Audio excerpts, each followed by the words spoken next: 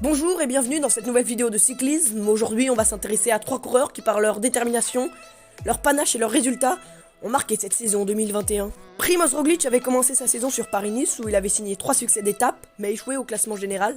Il avait par la suite remporté le Tour du Pays Basque. Malheureusement, il se rata sur les Ardennaises. Puis il reprendra directement sa saison sur le Tour de France, où il abandonnera, victime d'une chute, sur la 3e étape menant à Pontivy.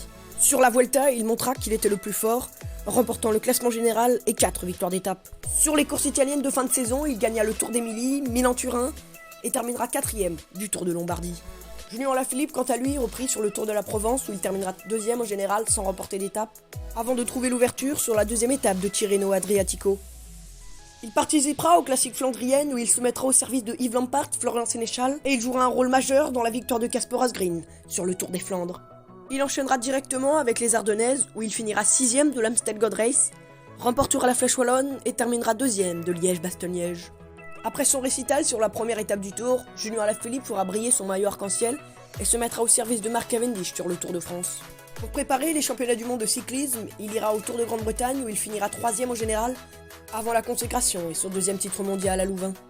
Sur les classiques italiennes de fin de saison, il prendra notamment une 6e place sur le Tour de Lombardie pour clore sa saison. Tadej Pogačar, dès sa reprise, remportera l'UAE Tour, Tirreno Adriatico et l'Étape Rennes. Il gagna ensuite Liège-Bastogne-Liège d'un fil devant le récent double champion du monde. Il prendra part au Tour de France en tant que grand favori et tenant du titre.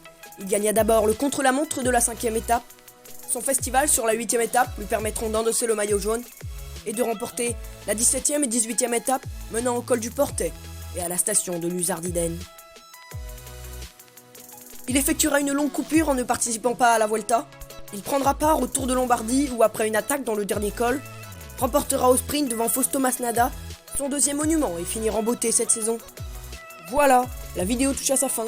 Je vous dis à samedi prochain pour une nouvelle vidéo.